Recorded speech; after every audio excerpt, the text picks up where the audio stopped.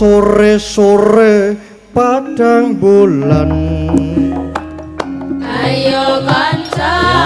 Ini kan dolanan. Rene-rene barengan. Rame-rame edo kegocekan. Ayo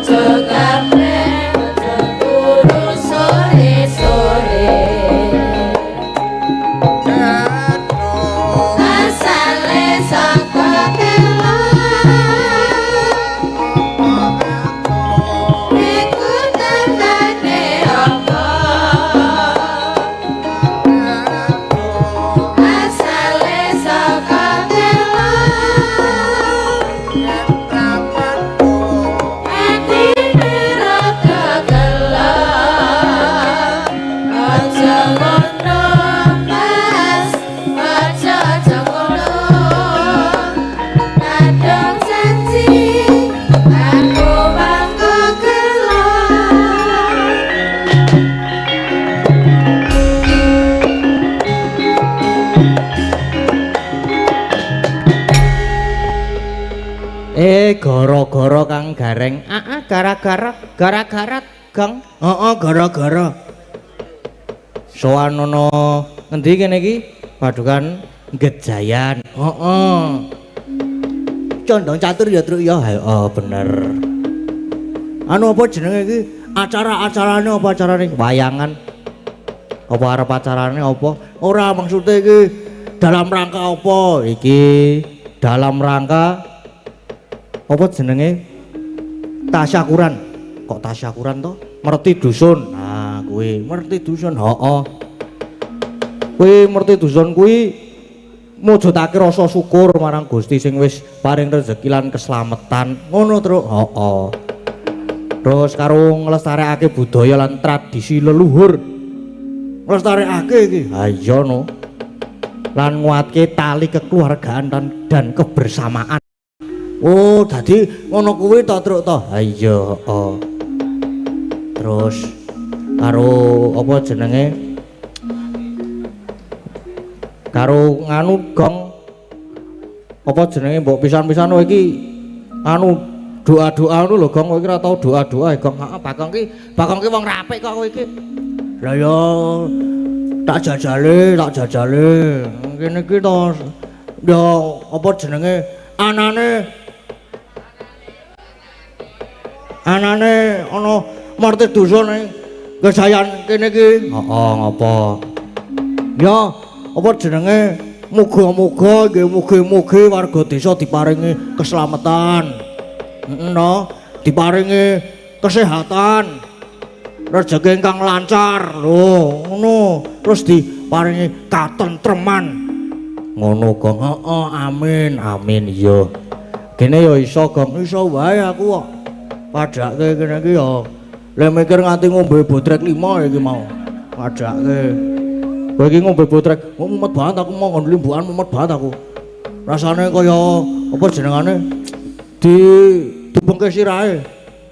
Ha ya saiki karo diwaca pamundutan. Heeh, karo diwacane mboko sithik-sithik iki ana apa jenenge nyusul apa susulan. Nah, nyuwun tembang kuwi apa kuwi? Lho, ha nggih napa? Lah iki malah tekon ya, Truk. Ha kepiye to? Nyuwun tembang kuwi apa kuwi? Lho. Ki kepiye iki nek kaya ngene? Kuwi iki jeneng tembang Gong kuwi to. Sik kuwi apa kuwi ngono kae lho Gong. Ha sepiro aku ya ora iso kok. Ora iso le ngepaske. Oh, dadi iki lagu to, Truk to? Lagu. Saking Bapak Dukuh Gejayan. Oh, saking Bapak Dukuh. Nggih, matur sembah nuwun nggih, Pak. Niki di anu ana isine iki. Wah. Lumayan. Ana di taksake. Mau wis golek wis dibagi-bagi saiki taksakane dhewe. Ya ora oleh ngono kuwi no. Ora kena kaya ngono. Heeh, ora ya aku ki wong anu kok. Wong adil aku ki. Adil apa jenenge? Para marta. Aku ki wong adil wana marta kok, Truk. Adil para marta, heeh kuwi. Terus karo isemo ki ana apa ya? Ana nganu apa? Selendang biru apa ya mau? Heeh, ana selendang biru. Kowe arep dipinangkani sik dhisik. Ayo sing saking Pak Dukuh. Oh, sing anu saking Pak Dukuh sik apa iki, Truk? Ha iya no, kudu nek kuwi. Oh, heeh, berarti kuwi apa kuwi sik? Heeh. Terus sing nyekar arep sapa, Gong? Ayo, kur ya, padake. Dikur. Nek ora kur ya ora gayeng. Heeh. Engko selendang birune sisan dipeloke wae, Gong. Weh lah. Selendang biru ki pelok iso to, Truk to? Ya mbuh iso no. Ha iya. Berarti pelok sisan men ketok gayeng ngono lho. Terus mengko songo pelok, mumet jeblok sirahe, Truk. Ha iya wis ora usah iki slendro wae. Heeh. Aku nate pengen ngetokke anglir kae sing pelok e. Wingi latihan 3 dina 3 wengi ra turu aku, Truk. Terus ya nek kleru ya malah mengisin aku kok. Ha jarene nek kowe iki nek wirang-wirang sisan, Gong. Kowe wis wingi aku, saiki isinan aku saiki. Kowe wingi aku nek wirang-wirang sisan, nek saiki aku wis ora, aku jaga image aku saiki. Jaga image apa? Kuwi lho sing jaga apa jenenge? Menjaga apa? Kawibawan ki lho, Truk. Lah Nek image ki lah artine foto. Ya ora maksudnya ora jaga foto ngono ora. Padahal tukang fotokopi padahal kowe. Iya wis karo kuwi apa jenenge mau? Kuwi apa kuwi? Heeh, kuwi apa kuwi? Di anu Mbak Kur nggih Mbak nggih. Nggih. Mas tak wangsulane dhewe, santai wae kok. Aku kuwi wong mandiri kok aku saiki kok. Aku daftar kuliah wae mandiri lho aku. Kanca-kancane do SNBP, SNBT, aku mandiri aku. Padahal cah mandiri neng sing garapke ya mbokku. Wong aku radong bab website kuwi je, bab buka-buka nggon Google kuwi. Aku nek buka nggon Google soalnya buka liyane. Kaya to golek apa jenenge? Golek game ngono-ngono kuwi lho. Terus golek video. Video apa, Gong? Tutorial memasak. Tutorial memasak sosis. Wah, apa ya kowe kira iso masak? Iso ya, aku nek nang omah ana sosis tak masak dhewe. Enak padake. Tutorial memasak apem ngono-ngono kuwi barang tak bukake lho, Truk. Ana bahane ora, ya jane ra iso jane. Nek ya men etok-etok ngono lho, men. Terus nek didaftarke ngono kuwi terus aku terus tenang. Bahkan wis hamin pira? 5 hamin 3 ngono kuwi. Aku durung mlebu grup ngendi-ngendi. Ora pecah gundulku, Truk. Durung sida aku ki kanca-kancane wis do mlebu grup wis entuk gugus. Gugus ki apa? Gugus ki kaya kelompok kae lho, Truk. Gugus ana bathik lasem, ana gugus bathik umaling nggih, ana gugus bathik poleng ngono-ngono kuwi. Oh, kowe mlebu nggon ngendi? Aku gugus bathik umaling nggih. Kowe mlebu nggon grup Telegram kuwi mbiyen. Wingi kae. Oh, ngono. Heeh, ning telat lek mlebu. Terus nggon WA. Nggon WA ki ana grup meneh. Dadi grupe loro. Kuwi grup perval apa jenenge? Fakultas. Oh, fakultas. Heeh. Fakultas karo grup apa jenenge karo grup apa to sijine? Institut apa ya nek ora kleru aku. Iya. Terus sing grup fakultas jenenge aku mlebu anu gugus Gunung Sindoro. Lho piye? Ora gleleng banget aku, Truk. Terus ana pemesane jero grup ki ditulis pemesanan kaos ngono. Ya aku pesen to, ngelis aku, gading pakukir. Wah. Regane piro ya kae? Regane ki 70.000, Truk. Heeh. Turu aku begini urung bayar. Lek utange awan bar jam 12 wis ditutup pembayarane. Terus aku mara nang nggon apa jenenge ospekanku ya klambiku beda dhewe, Truk. Nang ya ora apa-apa mong aku cah kendel aku padake. Wong cah nekat ngene iki. Madake terus topi barang aku ora tuku. Aku 3 dina ki telat terus kok Truk pokoke, Truk. Aku telat ning orang aku telat. Aku telat mlebu ya to, mlebu langsung tengok. Ditekoni karo mentor iki, "Kamu tadi telat gak, Dik?" Aku ya mboten, Mas, telat 5 menit. Aku yang ngono. Oh, dihukum ora, Gong? Ora blas aku ora blas ora dihukum aku. Aku ki anti hukum kok aku kok. Aku dihukum nek nganu bab motor ki dihukum aku. Bab nggon kecekel ning nganu apa jenenge? Perapatan ning nggon ringrut ngono wis kulino aku wis dihukum terus bayar. Waduh duit ora apa-apa. Ayo Mbak, yo. Anu kuwi apa kuwi? Kuwi apa kuwi? Ayo monggo.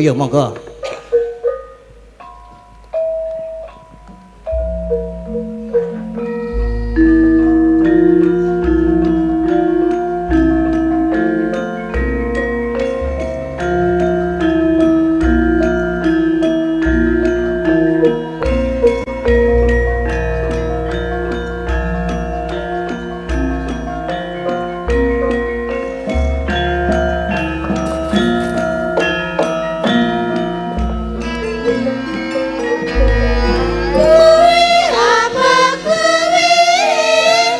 Kembang melati sing tak puja-puji. Aja do korupsi, pargayan korupsi, negarane rugi. Piye Mas piye? Yang ana kuwi.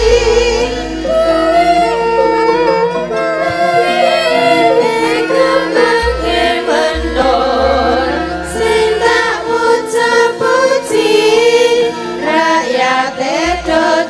jujur mereka yang do jujur negarane makmur piye mas piye yang ngono kuwi.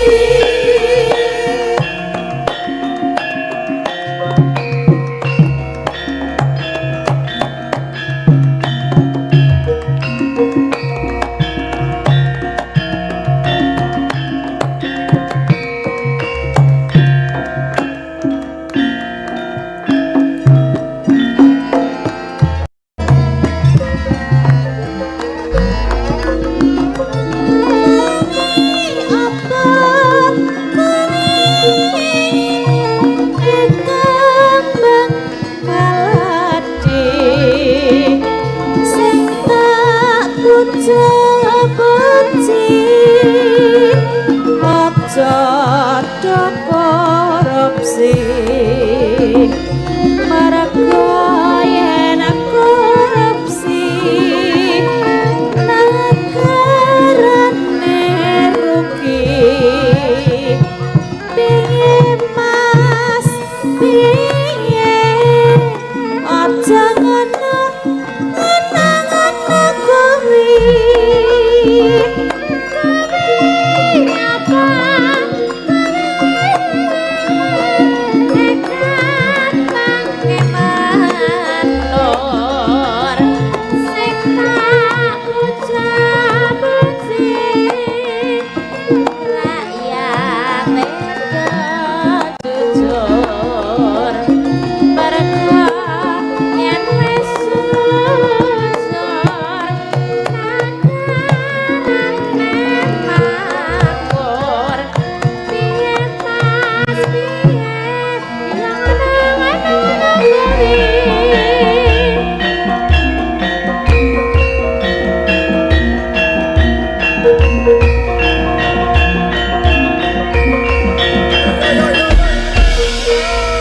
sampun dipinangkani niki wau kuwi apa kuwi?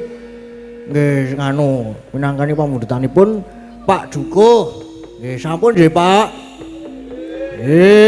Jan gayeng nyamene sih gayeng truk. Ah iya isih gayeng. Urung gayeng jane gong. Wis ora apa-apa aku gayeng dhewe nek aku kok. Gayengke atine dhewe iki ora ana salahe. Ha iya.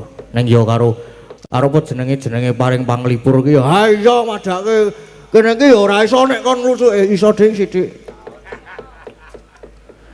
Aku ki jane iki mau lek ngombe bodrek mergo mumet ngopo? Mumet ki aku ki jane mengko ki kuliah, Truk. Wah, kuliah to kowe pisan. Wis lho piye to? Lagi pisanan mlebu wae aku izin lho iki. Kurang gleleng piye to aku ki?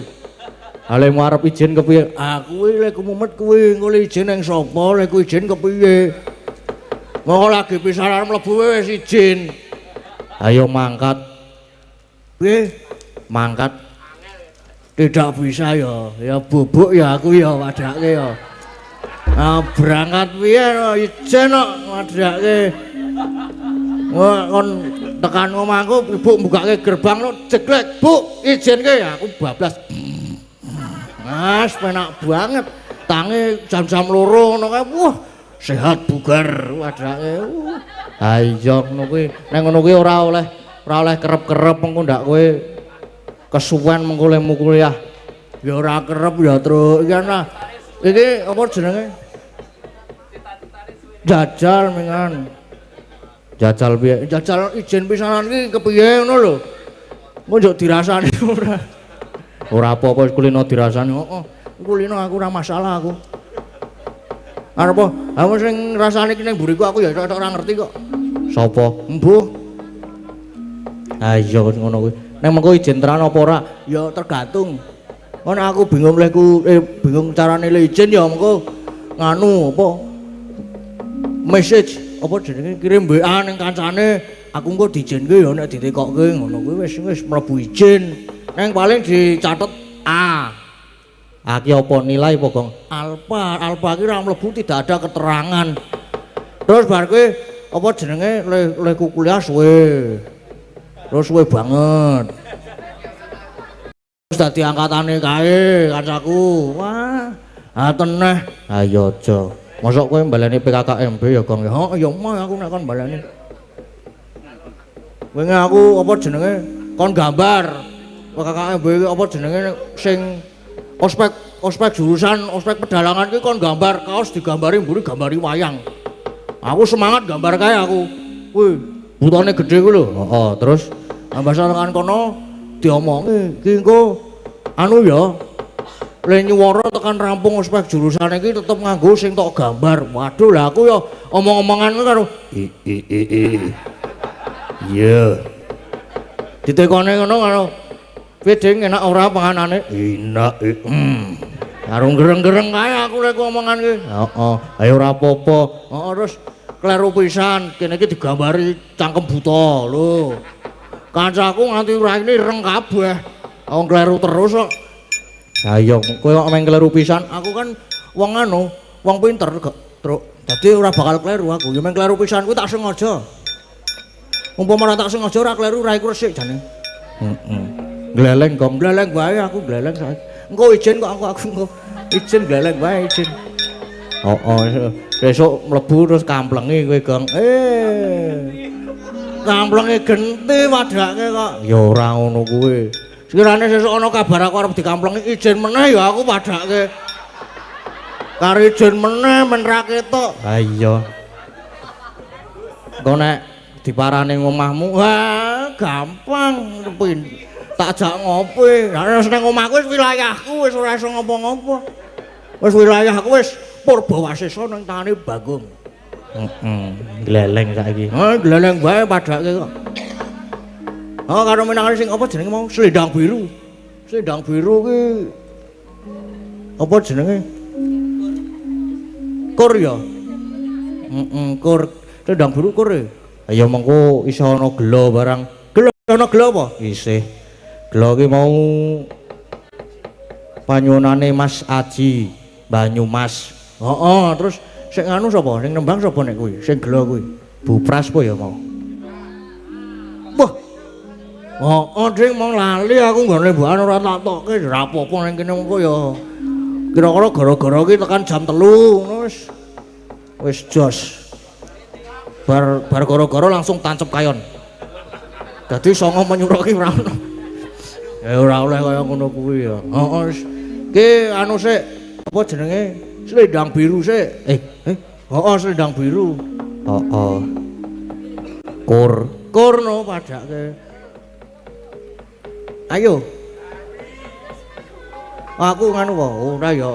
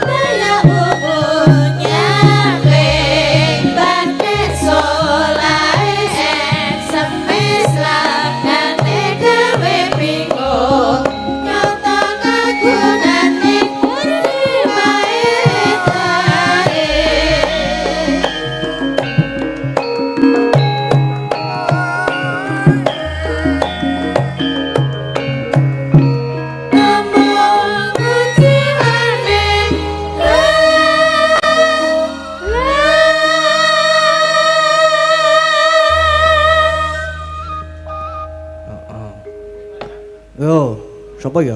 Sapa-sapa kena. Mengajukan diri wae nek ngene iki.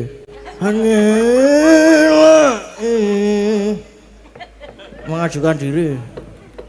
Mengajukan proposal, mengajukan izin kepada dosen agar bisa tidur nyenyak di rumah. Ora apa-apa, pisanan kowe kok. Pisan-pisan.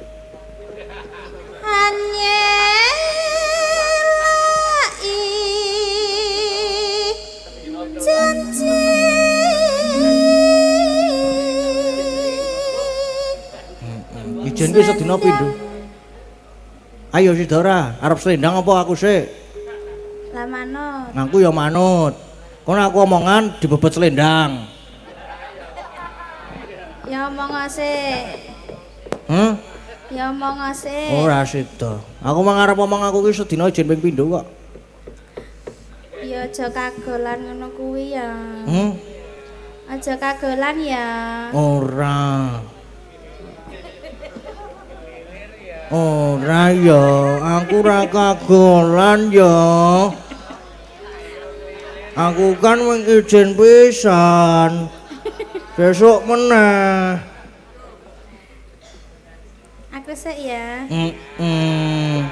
Iya. Selendang biru. Selendang biru. Among enai hati.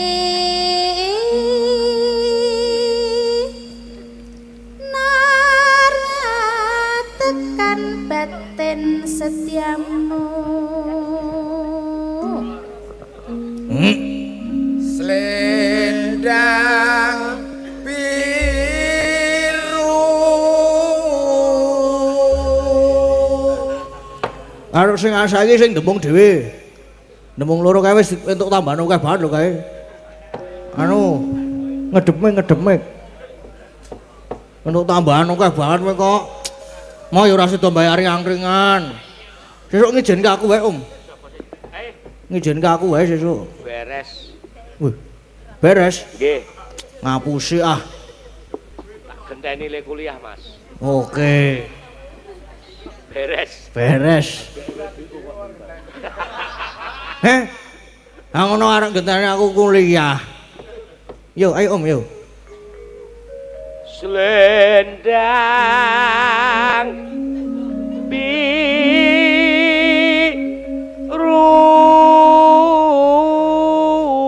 Waduh, Jos. Sing ngedram. Sing ngedram men ora ngantuk. Sing ngedram. Sing ngedram iki ben ora ngantuk. Cek. Tes ngono. Cek. Heeh. Apik ya. Sip. Suaranya adoh banget ya. Oh. Kon ngapa, Mas? Anu kuwi mah lho. Oh lah ya, turu tenan to iki Mas Jebul iki. Kon ngapa ya? Kon lho, selendang biru kan lho. Yo. Tambahi sing tembung tambahi. Iya mengko tak tambahi. Saiki. Iki lho ana iki lho. Saiki. Ya iki nyo. Nah. Wis tak tambahi. Ning ora turu lho. Ora wis. Ayo sapa sing gelem kok tak tambahi. Wah, digilir kabeh. Selendang biru. Oh weh, sangar to. Iki penyanyi rock ya padahal. Endi, Dek? Penyanyi rock pendek. Rok pendek apa? Mana? Apa? Tambahan. Lah iki sih digawa Mas Janu e. Kabeh kok terus njaluk tambah to iki? Karo sing nggo kas yoga. Hah? Nggo kas kanca-kanca. 400 nggo kas kanca-kanca. 400 nggo kas kanca-kanca. Ya iki wis matur nuwun. Sapa neh ya? Aku pengen siji meneh. Sapa ya? Anu. Mas Bimo Septi. Ayo Mas. Tak tambahi tenan iki Mas. Tak tambahi. Abang. Pokoknya sing nganteng-nganteng arep tak jajal iki kok. Urung sabar. Sabar dihitungi tak hitungane. Heeh. Apa kok biru? Ayo mengko gampang yo. Yo, 1, 2, 3. Selendang biru. Balane nek kok terus kaya iso ndagel apik malahan. Ora durung sah kok iki. Kok nek sukses biru. Heeh, cek yo.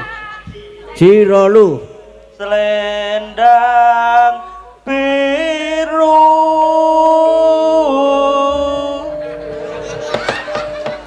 Apik ya. Terus bar iki Pak Wasito. Sing anteng-anteng kok. Monggo monggo. Cek cek.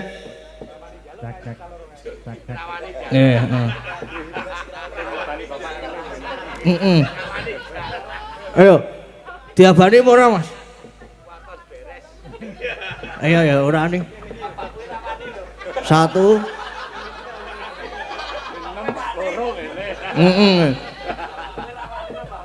Yo 1 2 3.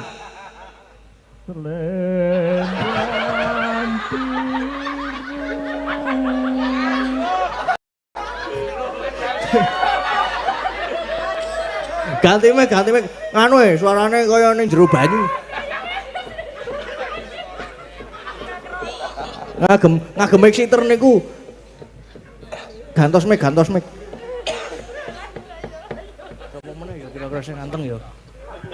Selendang biru. Lah nggih.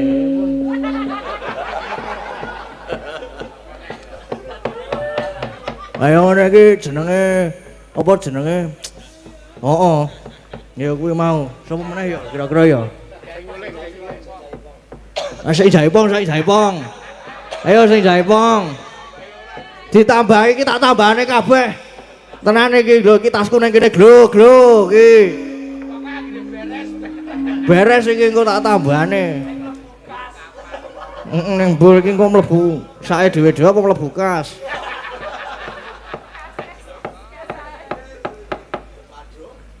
Ayo Mas. Cek. Kok ramu nih? Anu. Cek.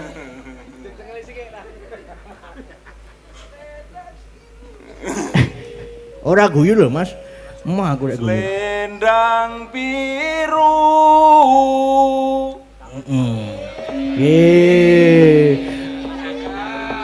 Saya dul.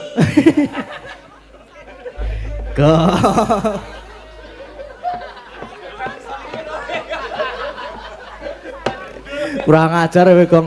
Pisan-pisan kowe kok jare kon garapi. Ayo.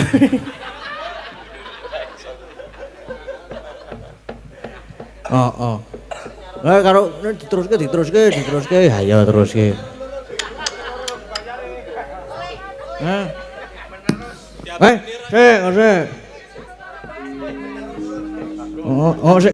Sing anu sing nyaron. Saron loro.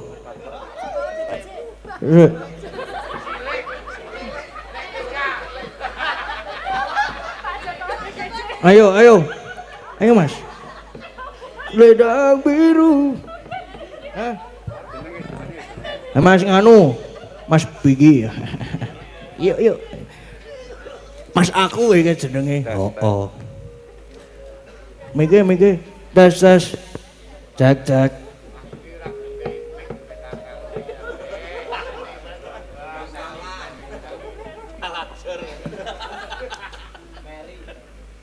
Iya. Oh, kudu cek. Selendang biru. Oh, cepet deh. Ora apa-apa, ora masalah. Terus apa meneh ya kira-kira ya? Mbah Wanda iki wajib iki. Mbah Wanda iki. Mbah Wanda. Atas lho, Mbah.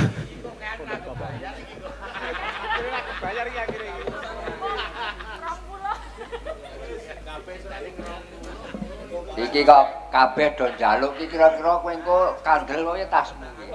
Weh lah. Ya ora jane. Kok rada kewanen kowe. Ketawe diakali karo kesuwan wae. Lah iki nggonku tak slempiti kertas akeh banget men ketok kandel e. Selendang biru.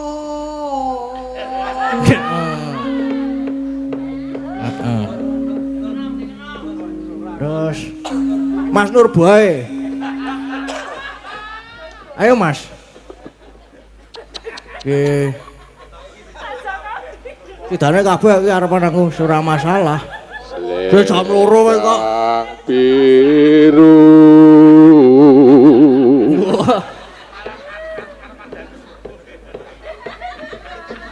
Anu, Pak Parjo sih, Pak Parjo. Gerak.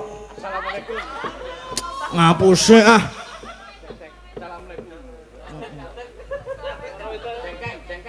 Iki tambane, tambane di. Mengko gampang mengko. Panake kabeh aku ya ora sedo sangu.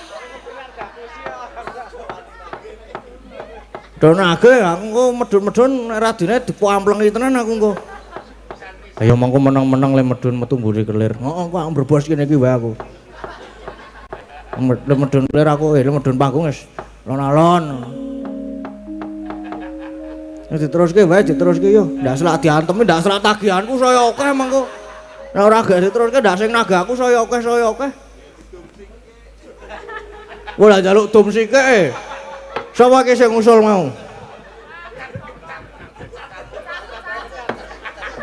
Tak kira sing ngendang itu asarep takon kuwi mos lendang biru ya kan. Piro iki mau sing anu piro iki mau sing anu piro? Sing nyelendang biru iki mau piro? Kok kabeh iki piye, Mbah? Ora rasangu aku. Ana 1, 2, 3, 4, 5, 5 endi to? Mau wis wan ki rasah mau wis kok. Mas Bimo ya wis, berarti 1, 2, 3, 4, 5, 5 tak jupukke nek mung 5 wae kok.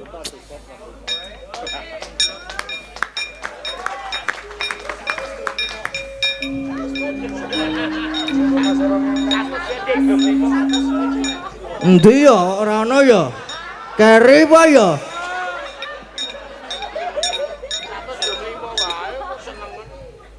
Padake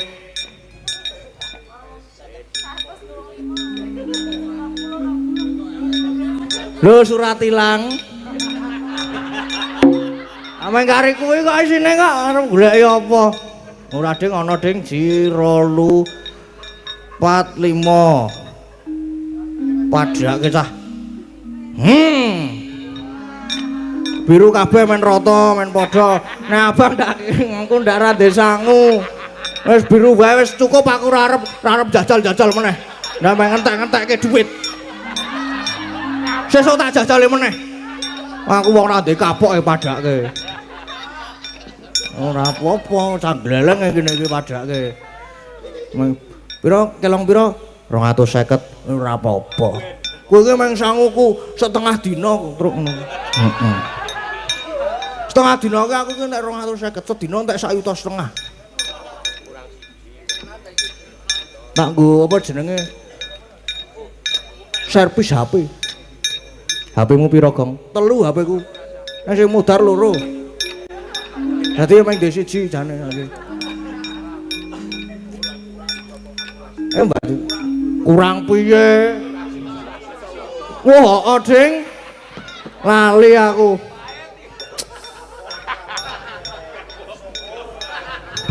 Padake.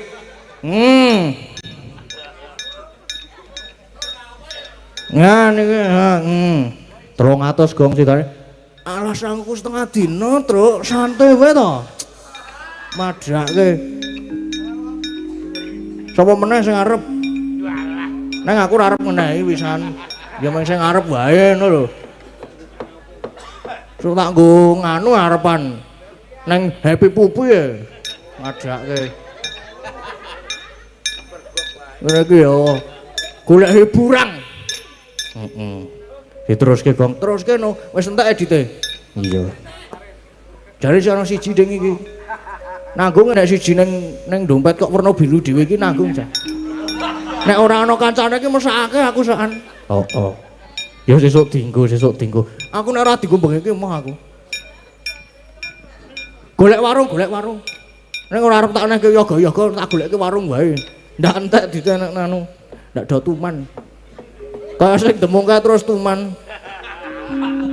Tuman tenan nek kae. Sesuk tetan ana nek mlebu slendang biru lak do. Ayo ditesi siji-siji. Ngono kuwi mengan dijajali siji-siji ngono. Gek kamangka pas radi sangu, jeblok aku. Merotoli aku. Ninggal kathok ninggal jarik wae. Oh ya diteruske yo. Tatapan janjimu slendang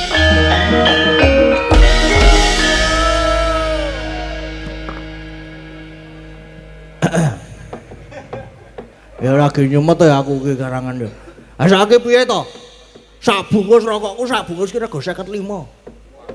Nek ora saking glelengku kok to. Mengko nek kira-kira duwite mung kari sak lembar. Heeh to. Terus nek tuku sing 10.000. Sing 15.000 entuk 20 batang. Kuwi jenenge aja disebut. Aja nek kuwi aja. Kuwi 15.000 untuk 20 batang wis enak banget lho terus nek ra ndedit. Heeh. Anggere tuku 3 ngono wis ping totale 45. Wah, si bongko lambene ora bakal entek kowe. Mati amoh. Kowe nyerot kabut kae koyo nyerot boto nandane. Sapa-sapa terus tak tawani. Aku kapan ra ndedit tuku sak slop aku. Terus sapa-sapa nyong aku ndedit enak nyoh uduten. Terus dadi balekke mergo ora enak. Anak aku enak-enak wae ra ndedit tok. Nek ndedit nganu, tukune ya sing golek sing enak sing 55. Sing kira-kira ki apa jenenge? Nek kanca-kancaku udut kuwi do watuk ngono lho. Udut-udut larang ki nek kanca-kancaku sing udut kok do ora cocok to biasa. Iya. Udutmu saiki apa kok? Iya sing 55 kuwi to saiki sing gleleng aku. Sing gleleng malam ini masih gleleng aku. Padake monggo rong dina neh to. Aku cepet men entek. Ayo kira-kira rong dina neh lah, engko wis bali sing 10.000-an kuwi mau. Ale medhone androk banget, Gong. Heeh, lah sing cocok mang kuwi, Cik. Ya kuwi ya jane nyata kuwi aku ora gawe-gawe lho iki. Nggih wis. Apa jenenge? Angger aku nyumet kok ambune sangit. Nah, wis kuwi. Kok ngobong uwuh lho ambune iki. Wes angel diserot kae to ndak dipijet dhisik to. Diserot ngasih kempot-kempot ngono kae. Wah, kebule le metu. Oke, apa, Gong? Ya ora ana kebule. Wong ati bongko. Oh. Iki iso ana gelok, Jam pira to iki? Ah, lagi jam 2 kok. Apa-apa. Oh. Apa meneh, Gong? Ayo iso ana gelok kuwi mau karo apa ya kira-kira wis ora ana. Iso ana. Oh, kadung tresno, Ding, aku wis sing bawa pajak iki. 50 mau tak neke Mas Bimo. Aduh, jane sanguku tak nggo genep-genep apa jenenge dompet. Lah kok malah keleng. Weh, pripun? Wong ki bincang gampil. Nggih, di Sherlock mawon.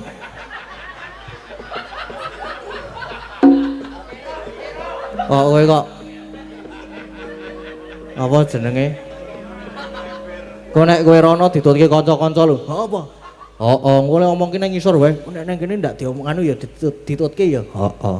Soale iki nek ngerti nganu ki apa jenenge aku rada kandel sithik ngono. Terus ledo nang ngisor ngono tambahi ngono.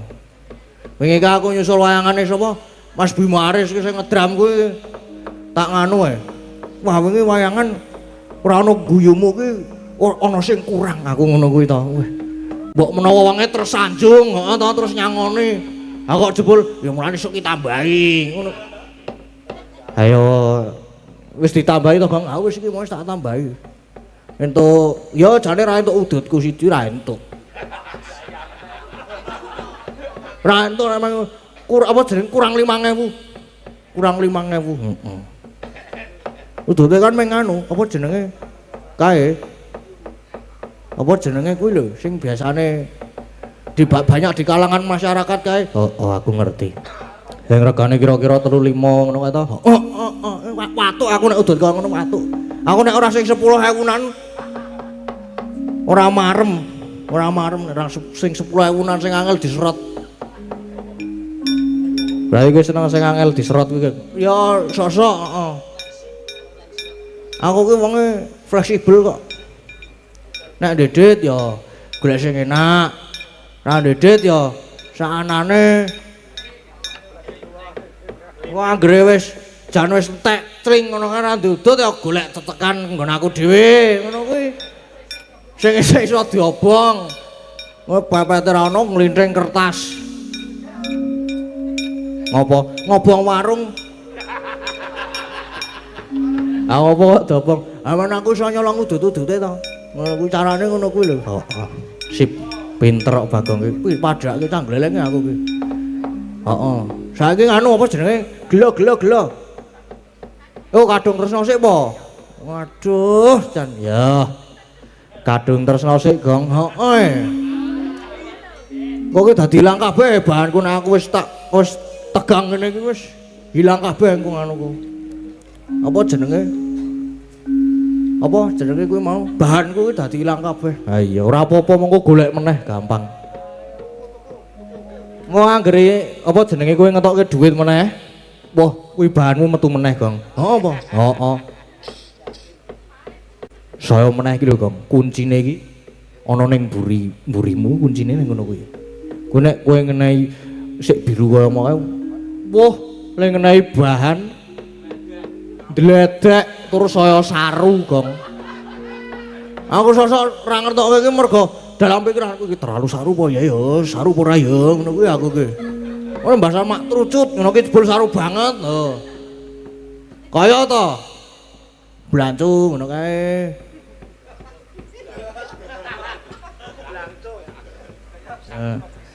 Kowe tak ajar kowe sikat kowe. Wedi aku nek karo kaya jane. Waduh nek ngene iki ora wedi aku. Wis bayaran aku kok. Aku wis sangu 3 amplop iki nggo bali 3 amplop padake. Nang ya tekan omah nggon aku kari siji. Siji wae sing cilik. Sing loro sing gedhe-gedhe tak nehke ibu negara. Ibu negara, heeh. Mbokku. Ibuku tersayang ya padake buka gerbang ki butuh perjuangan lho.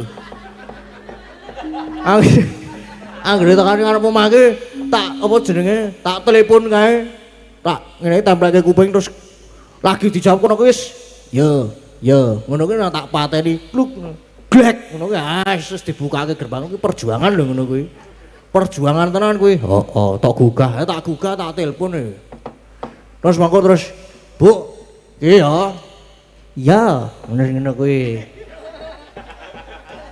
lho tak tinggal munggah terus bubuk aku terusan kaya mengko kene nek mengko ana tugas tambahan tak kon ngizinke sik lagi oleh melanjutkan istirahatnya. Ulah tak kon ngizinke sik.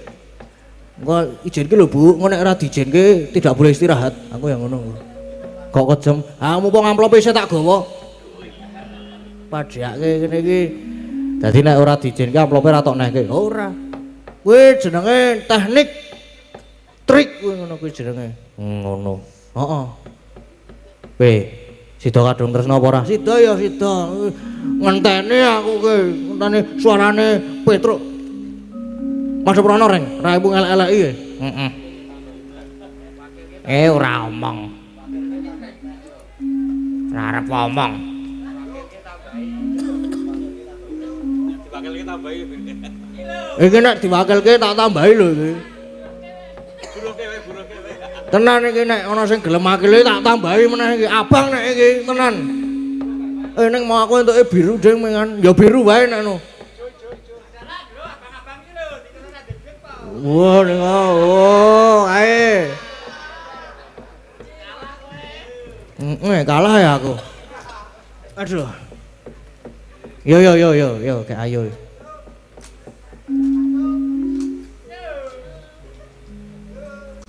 Saiki to iki. Jam pira to iki? Gak wis samene. Rena wengi dadi ati.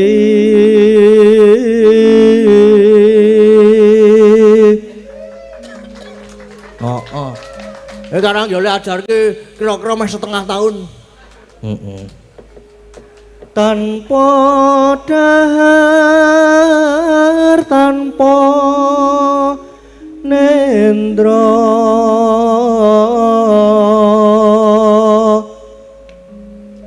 apalan saka ngendi? Saka nyetel YouTube Mbak Elisa. Sing keroncong kae lho. Tak nunul tul apik iki. Tak setel wae. Terus apa bare iki, Mbak? Sepiro to iki? Kayung yun marang selirane. Lho.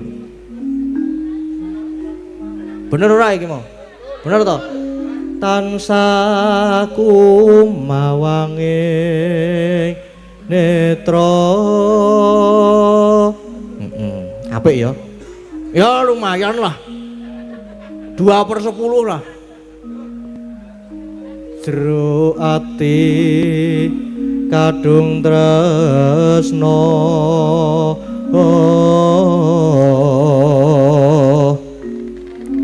Terus apa iki? Tan liya amung sliramu satemah loro asmara.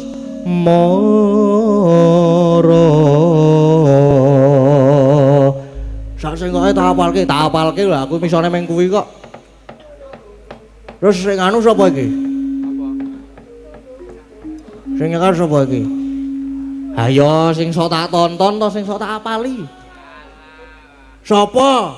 Mbak Elisa. Oh, ading kowe lha apal apa jenenge? Lha apal kuwi mau sing ngene Mbak Elisa ya? Heeh. Saka channel ya? Heeh. Ora tau nonton channelku apa? Ora. Elek channelmu ora bermutu Gong. Nah tak tonton channelmu ora bermutu kok. Asem aku ya ora tau upload YouTube neh pisan saiki. Ngoleh pisan we ora ono sing komen. Apa jenenge ngoleh pisan we nganu, apa jenenge kena pelanggaran. Asem tenan kok. Melanggar panduan komunitas iki lho. Ha iya. Ora bakat kowe iki nek kon apa jenenge live stream ora bakat kowe, Gong. Ora apa-apa, sok tak dole aku tuh. Tak dole nggo apa tambah-tambah sangu. Ya aja.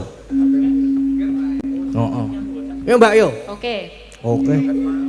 Lamat wis katon tejane yen mbok berangkat teman sarang aduh wiragane sinawang tan ambosane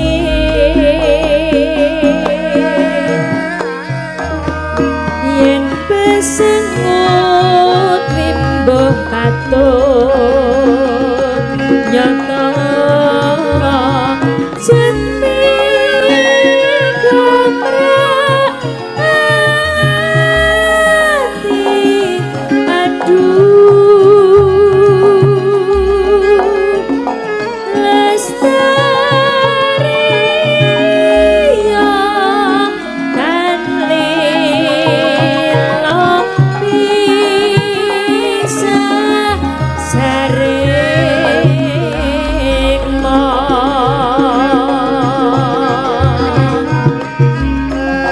nadyan bebasane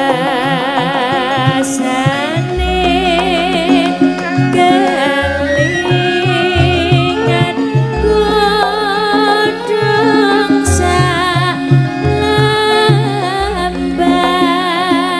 kang mas biaya wis kecetan rasa sengsara mengatiku.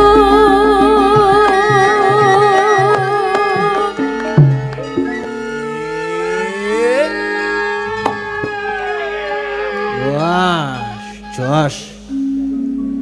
Bacaane limbuh katut jroban iku tansah luhur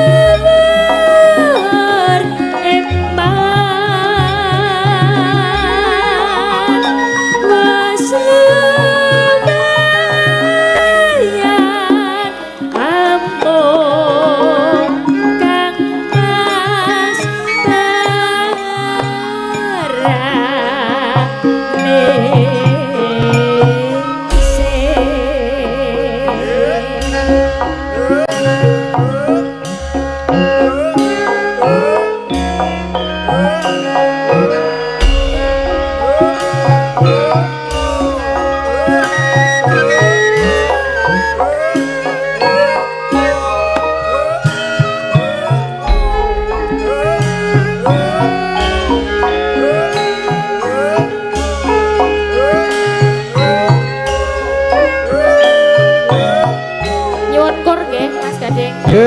Kur. Sareng-sareng nggih. Siap.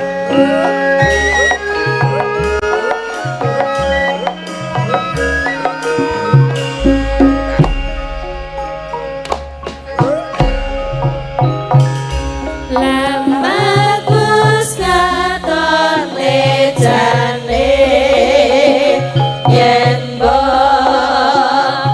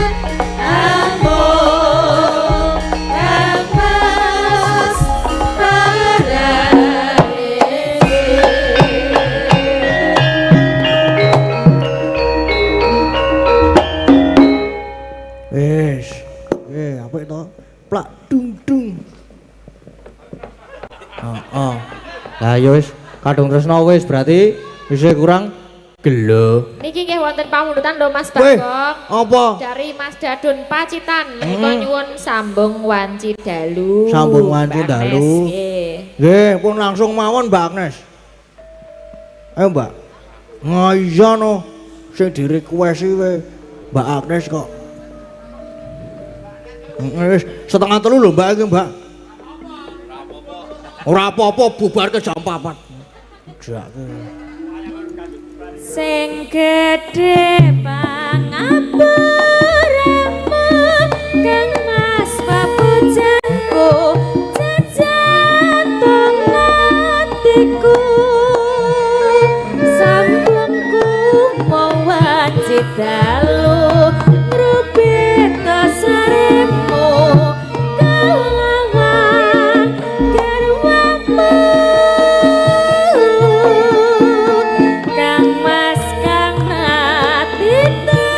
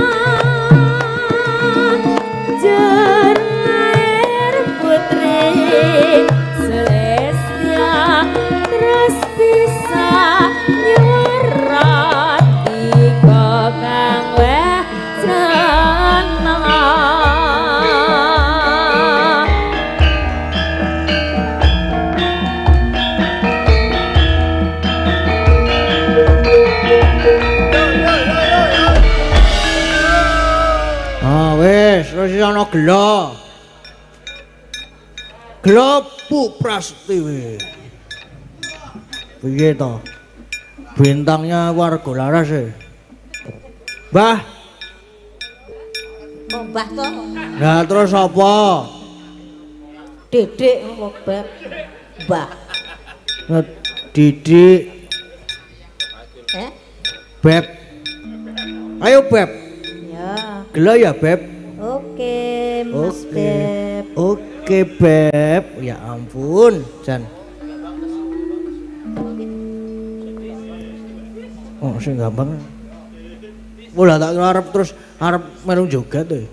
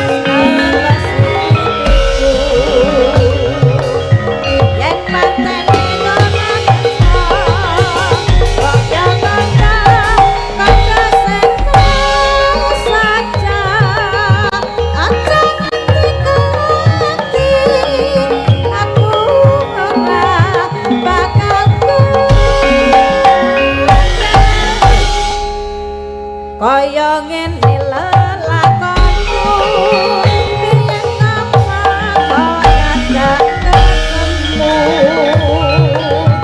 eman tene disayane gawe kelak bisa awake. Yo, ayo gak rebo, ayo Gong.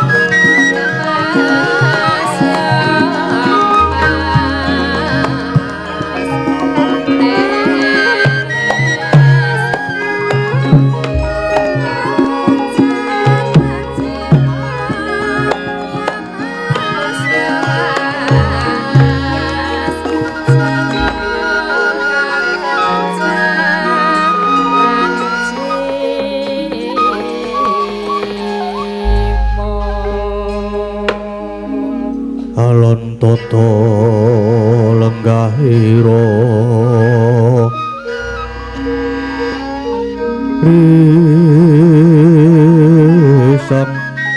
marto tameng tasih misudan donoraras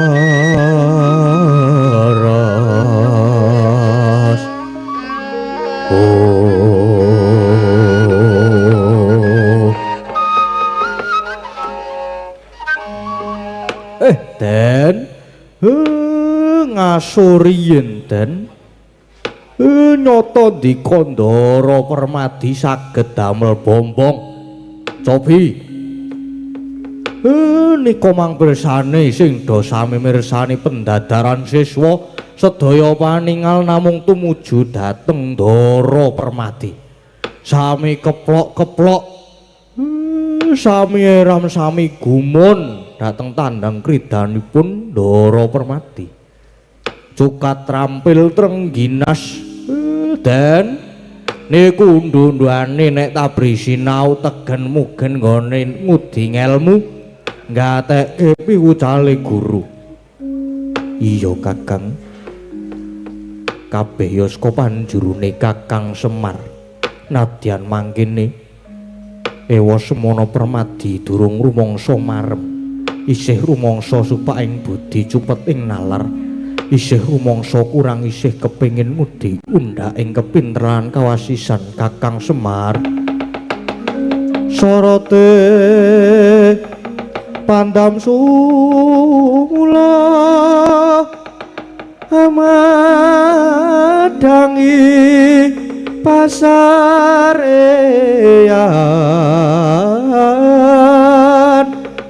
ngenangi wadana remu-remu kalingan hang-rangang sang tiaman nangkung sumungkem guling sang akung rerepa baboe maneman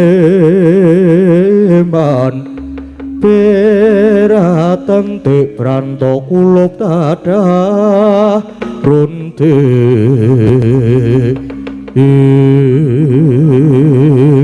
nggih Den murid sing sae nggih ngaten niku nadyan pun kasunungan kadigdayan pun duwe kaluwihan nanging tetep ngangge ngelmu pari mboten umuk mboten sumangah sesongaran lan anane mung isih kepengin sinau terus niku sae Den iya Kakang gandeng iku wis ngaso sawetara aku bakal mbajutke pendadaran iki ngancik tataran sak bajute Kakang inggih Den inggih sing baku tetep tabri sinau lan ingkang surtiti ngati-ati Ndara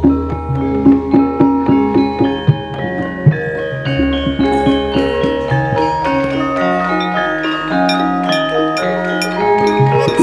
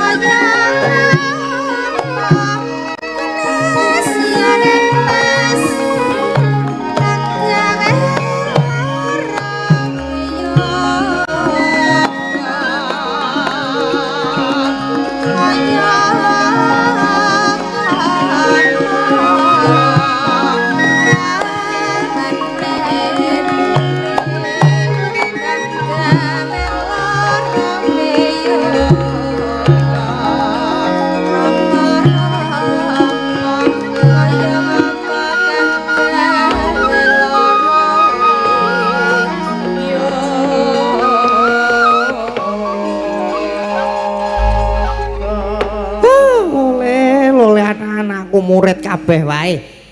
Sawise padha lerem sawetara pun bapa bombong. Dene nyatane padha wegik lan pinter nggone padha olah panah, luwih-luwih si Permadi. Ingkang bisa nurit apa ingkang dadi kersanipun bapa, semono uga si Bratasena. Ngone wasis trampil olah gada nanging nadyan pinter kudu tetep andhap asor lho ya. Inggih ngestuhaken dawuh bapa Premban. Yo. Wah ngestoke dawuhe Durna bab guruku. Inggih. Lajeng keparenga cumadung dawuh salajengipun menapa ingkang kedah dipun tindakaken nggih Premban. Kula inggih cumadung dawuh. Ngene ya, Nger. Murid-muridku kabeh ing titi mangsa iki jroning pendadaran rong tataran iki ingkang wis mbok lakoni kabeh ya kuwi sepisan tataran kekendelan lan karosan ping pindho babagan kepinteran lan keprigelan rong tataran mau kabeh wis ditindakake ana sing wis nyandak nanging uga ana sing durung dungkap lah saiki tiba pungkasaning pendadaran siswa tataran sing kaping 3 ingkang samestine luwih abot nanging tetep kabeh tetep kudu mbok lakoni piye dosah apa ora Bowo nadyan aurat kados pundi kula kedah lampahi duh Bapak Guru nadyan ingkang putra kedah manjing daana muruk kula mboten badhe sualek kayun yo mara gage dawuhna Durna guruku. Ya, bagus. Ngene ya. Ngerti ya, Nger? Sejatine bumi utawa lemah wujud Mandala Saka 5 sing dadi papan pagron iki. Sajatine iki dudu darbeku. Merga aku iki mung wong naneka saka atas angin, teko kene mung badan sepata. Tur ya ora duwe apa-apa. Nger bumi Saka 5 iki saktine kagungane Ratu Pancala ya kuwi Kakang Sucitra ya Prabu Drupada. Bumi iki banjur tanggo gawe papan pamulangan. Mongko aku ning kene iki ya mung nyilih. Ibarate aku mung ngekos. Mula aku papan ana kene iki banjur rumangsa luput. Ing atase sasarane ngliyan nanging malah tak nggo srana paguron utawa padepokan. Lah, kanthi kanan kaya mangkene iki mula kowe kabeh tak pasrahi pakaryan. Kowe padha budhal menyang Praja Pancala, aku ngersake bebandane Prabu Drupada lan Gandamana. Tok rangket tumuli aturna marang aku.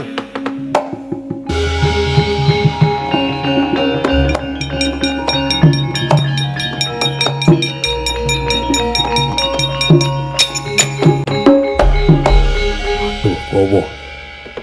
Yen kula kedhawan kedah ngaturaken bebadanipun Paman Prabu Drupada kadosipun aurat menapa malih kedah bondo Paman Gandamana inggih Bapa. Nadyan kados pundi Paman Prabu Drupada saha Paman Gandamana menika pepunden kula. Wah. Kondadak kudu bondo Drupada bapakku. Piye? Apa maneh kudu ngadepi Gandamana bapakku. Wah, wis ben. Mergo aku ya pancen sengit karo Gandamana, ngerti ya? Biyen aku ki bagus, nang mergo dipoteng-poteng karo Gandamana. Budhaning awakku banjur dadi rusak kaya ngene. Piye? Angel lho iki. Sanggenku pancen tak gawe ngene iki. Mula mangsa baranggonmu padha gawe reka daya murih. Kakang Drupada bisa tekan kene. Lah niki ya klebu kanggo dadar kowe kabeh ben padha bisa ngulir budi lan ego pertikel. Uga kudu wani natake kaprawiran. Merga iki sing mbok adepi Ratu Pancala sing diwengku dening kekuatane si Gandamana. Ayo. Pendadaran sing pungkasan iki abot. Jalaran babakan iki kowe tak dadar. Piye? Tumanjane ngelmumu, tumanjane kabisanmu. Yen pendadaran sing wis-wis rak mung mungsuh karo padha-padha murid. Neng, yen iki dicake kanggo ngadepi wong liya. Piye? Wah, punta kakangku Permadi ayo budal.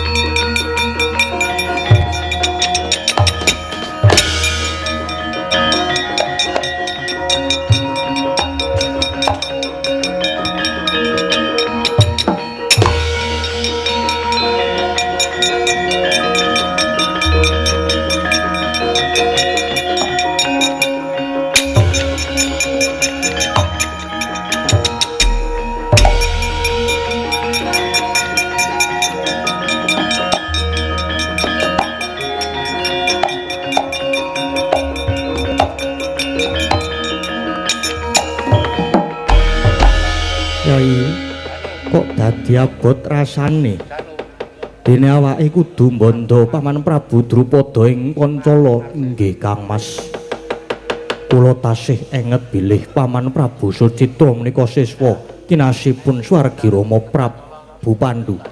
Menapa kula kedah mentala dhateng Paman Drupada ingkang nyatanipun ugi sampun ati kula wentah dhateng Pandhawa Kang Mas. Wah, aku dhewe yo bingung. Kenapa kudu nemoni lakon sing abote kaya ngene? Yen awake dhewe tegel ngrangket Drupada bapakku.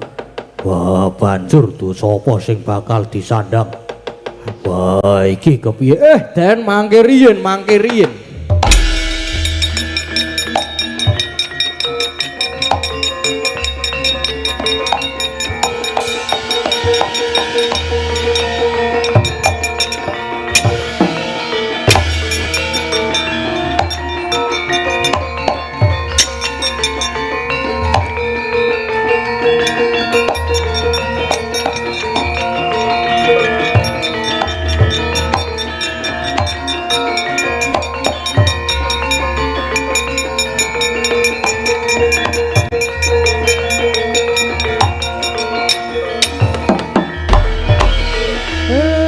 Riyen Den mangke riyen kula tak matur riyen nggih Den. Iya ana lelakon kaya mangkene iki kepiye Kakang? Den nggih kados ngaten menika abote wong sing demen gegulang marang kautaman. Kala mangsane kudu nemoni kanan sing padha dene abote. Mongko sampean kudu milih salah siji, abot guru napa abot sedulur utawa pepunden. Kudu milih salah siji, ora kena mangro tinggal. Yen abot marang dawuhing guru, kudu mentala ngrangket pepundenmu inggih sinuwun Prabu Drupada. Nanging yen abot katresnan marang kadang, mangke sampean saged ditokke dadi siswane Begawan Durna. Monggo yen to nganti wurung dadi murid Durna, sampean bakal dadi wong sing kumprung bodho lunga-lunga kaya kebo. Bakal dadi suwung kaya bumbung wong wang. Merga ora duwe gegaran apa-apa. Ngaten nggih Den, ngaten. Sing jeneng satriya niku yen kesandangan bodho ibarate kaya wong sing gagah gedhe dhuwur nanging wuta mripate. Banjur kasantosane raga mau ora ana guna pedahe apa-apa. Merga rana-rana mung njaluk dituntun. Iya Kakang. Banjur Pandhawa kudu piye Kyai pun Den? Sampeyan ampun kok terus mbrebes ngampun. Ampun neteske luh mang pilih salah siji. Tetep mau guru dadi murid Durna napa mboten? Merga ngaten nggih. Sabarang tindakane kudu pilah empan lan papane. Kudu bisa mapanake antarane katresnan lan kewajiban sing kanthi pertitis. Kapan kudu nandhakake katresnan lan kapan kudu kewajiban. lan kedah dipenggalih Den. Yen pendosane iki kudu sengko tabring ngudi kawruh. Ayo mangkat ning Pancala.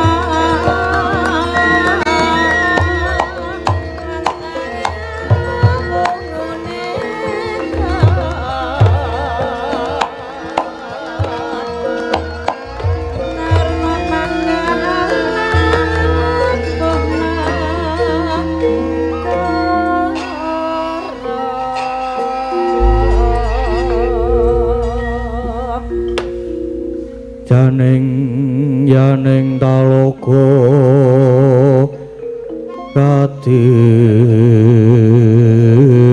langit mambang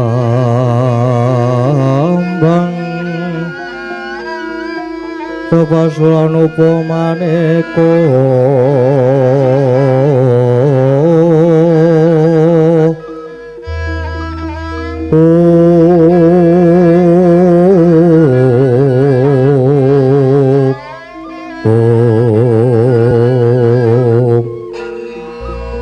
bintang daya kusumana sumawur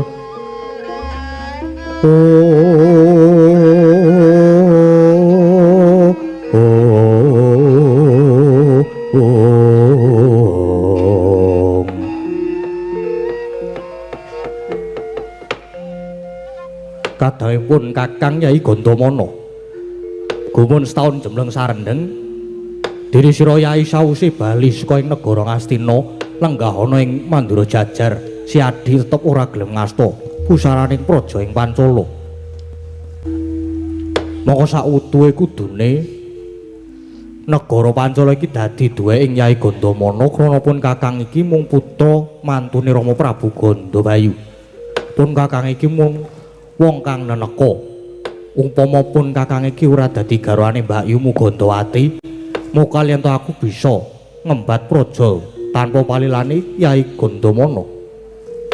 Aduh lepat diagung pangaksami paduka Prabu sakluwuting kolang-kaling juawut binara sastra boten wonten jajaking raos kula badhe kepengin jumeneng nata ing Pancala hestining manah kula saestu namung hanya trio milu dateng ulah kanuragan kasantikan mewah jaya kawijayan tuwin dharma bekti nginaken kesagetan kula kangge lelabuhan tumindak utami mila duh Prabu rikala kula wangsul saking negari Ngastinapura tanceping tekad kula namung sumangga negari Cempol kula pasrahke dhateng Koko Prabu Drupada jagat Dewa Bathara Adiku Di Yai Gandamana luhuring budimu nyata bisa gawe bombong ing tas mula pun Kakang rumangsa nedha nrima merga kabeh saka mulungi si Adi nganti temani titi mangsa iki pun Kakang tetep anyokro mati mbau denda nang ngasta pusaraning Praja ing Pancala iki. Mung wae ngene ya, Di. Satriya ingkang sugih kepinteran, kadigdayan lan lelabuhan kang utama kaya adeg-adege si Adi mau iku pancen tunduk. Tegese kawula apa wae kang piguna kanggo obor padhang kanthi srana sregep ngasah kanthi lantiping pamikir wondene kadigdayan sranane tansah anggegulang sentosaning raga kinarya memayu hayuning negara. Dalam labuhan utama mono pun Kakang wis nekseni pribadi. Nyatane si Adi nalika suwita ana ngersani Sinuwun Prabu Pandhudewanata. Nadyan nalika iku si Adi dipetenah dening manungsa jajalnat sing aran Sengkuni ya Harya Suman. Si Adi diluweng ana ing negara Pringgondani didu karo Prabu Tremboko. Nganti si Adi encak gawe pangewan-ewan nanging ala iku saektine ora bakal tumama ing becik nyata lamun luhuring ati lan utamaning budi si Adi wis sineksen jagat saesine. Parmara reh manguswa wiyo ngambrang kati karunaning kas ose aneng marga lakung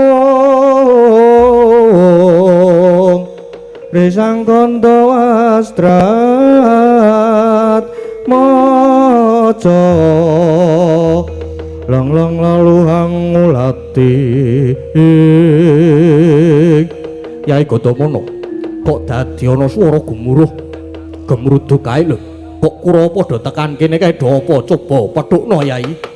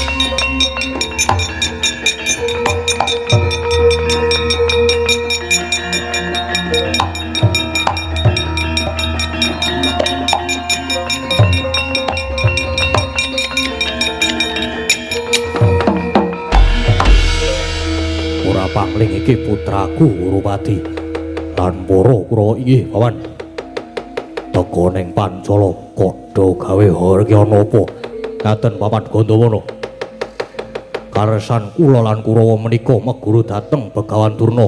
Begawan Durna kuwi sapa?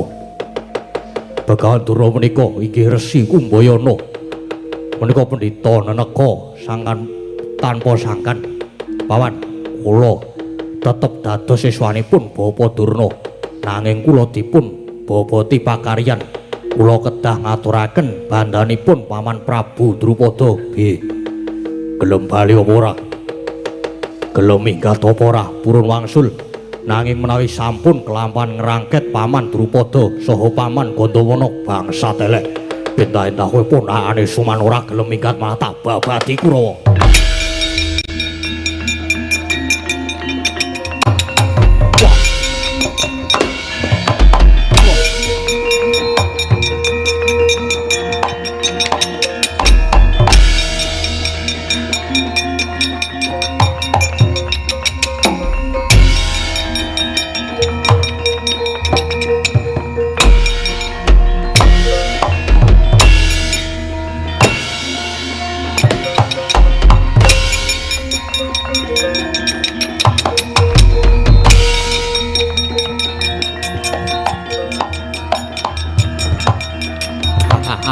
Ayo Adi ayo Waduh. Mati ya. Wah.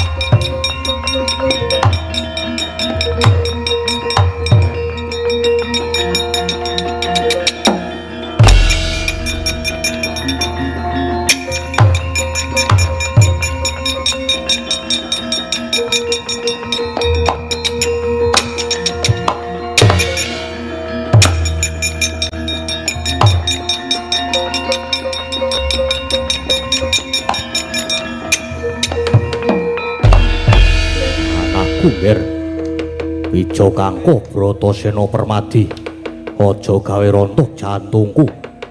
Janjipun paman weruh marang anak-anakku Pandhawa luwih-luwih nyawang Permadi tanpa beda kelawan pepundhenku.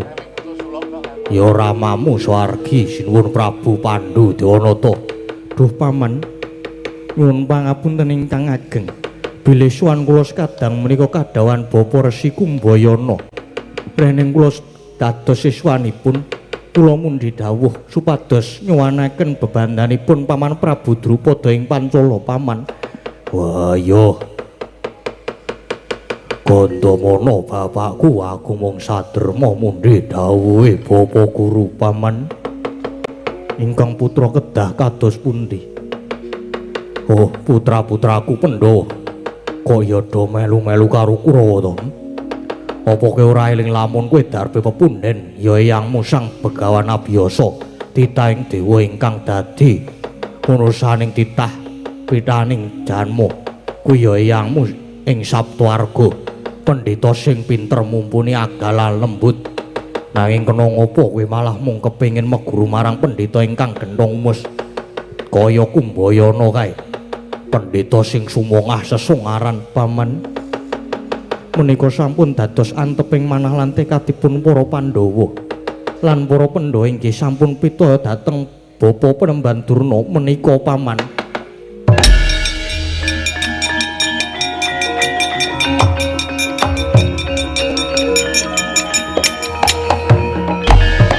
Nanti kaya ngono anteping tekadmu ya mung umpama kowe bakal nyuwun bebandaning pepundhenira ya pamanmu Prabu Drupada.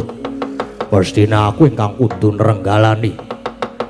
Nanging apa ya aku mentala marang anak-anakku Pandhawa sing banget tak tresnani. Kang mengkono wis ayo ger tak larapke sowan ngersane Koko Prabu Drupada. Boten paman. Boten. Lho, boten piye? Jari nyuwun bebandane pamanmu menawi kula dipun larapaken dhateng Paman Prabu. Lajeng Paman Prabu tuwin Paman Gandamana namung tansah pasrah dipun rangket menika naminipun boten adil. Ora adil piye? Inggih Kurawa kala wau dipun boboti sarana natahaken kaprawiranipun semanten ugi Pandhawa jar menika ugi pinangka pandadaran siswa saka 5. Nanging beda yen karo Kurawa aku tegel, ning yen karo Pandhawa pun paman ora bakal mentala kir. Wah, ora sandadak wang-wang. Wah, aku kang sagung boboti perang karo Gandamana bapakku.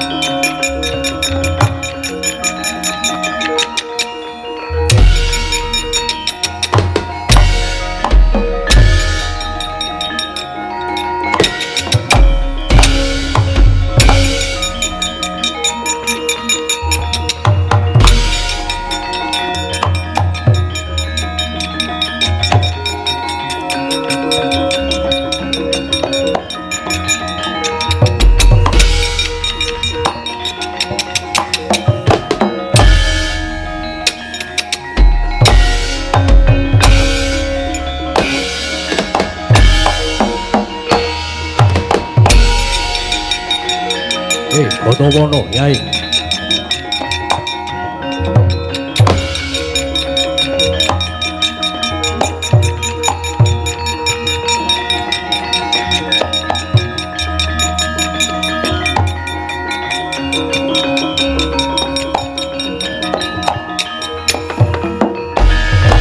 Monggo dhisik to Yai Gotowono. Paripaksa pun Kakang menggak gonmu ngadepi Bratasena. Ya arep dikapak-kapakno atiku ora tekan yen si Adi Marwasa putrane Prabu Pandhu. Nuwun sewu. Yaktosipun ing ngajeng kula inggih sampun pasrah dhateng para Pandhawa. Krana kula inggih boten kedugi raos kula. Nanging Pandhawa tetep wangkot ngadepi dhateng kula. Ya kaya ngono kuwi. Siswa pamulangan sing nuhone jiwa satriya sejati. Tetela moh kasil sing tanpa rekoso mula banjur ora gelem boyong pun Kakang. Yen mung mergo antuk welas asih Pandhawa kowe wis adus kringet lumawan pamanmu Gandamana Gagih. Pandhawa rangketen aku aturna Resi Durna.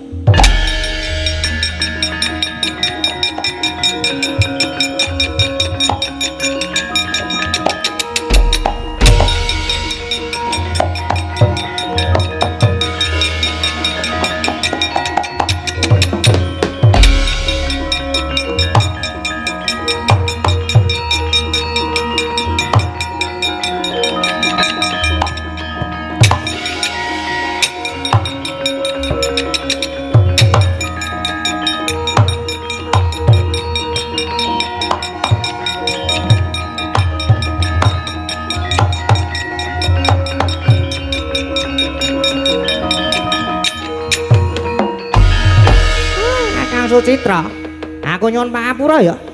Yen nggonku ngawake panjenengan datang nganggo sarana ingkang kaya mangkene iki. Nanging sejatine iki ya mung tak nggo dadar murid-muridku Kakang. Umpama aku suwaning Pancala jane ya iso wae. Nanging iki pancen tak nggo nyoba sepira to katiasane murid-muridku. Ya Adi Begawan Durna, saektine aku ya wis tanggap marang kersamu. Mulane aku banjur prapta ning Sukalima kene. Lah saiki banjur karepmu kepiye? Kakang. Ing kene aku ora ngrembug bab pribadi antarane aku lan Kakang Sucitra. Kanggoku sing wis ya wis. Kabeh lakon dadi kaca benggala. Ya iku mbayana. Semono uga aku kabeh luputku tak suwun pangapuramu. Ya merga lakon nalika semana jalari budaya ning awakmu dadi rusak kaya ngono. Loh, ora dadi ngapa nggih? Ora dadi ngapa Kakang? Aku wis trima kok. Nanging ngene Kakang, sejatine aku lan Kakang Drupada kuwi darbe jejiban. Ya kuwi nggolawentah nom-noman darah Saptaarga ingkang bakal dadi pangarep-arepe negara. Lah, aku sing dadi guru lan si Kakang sing nate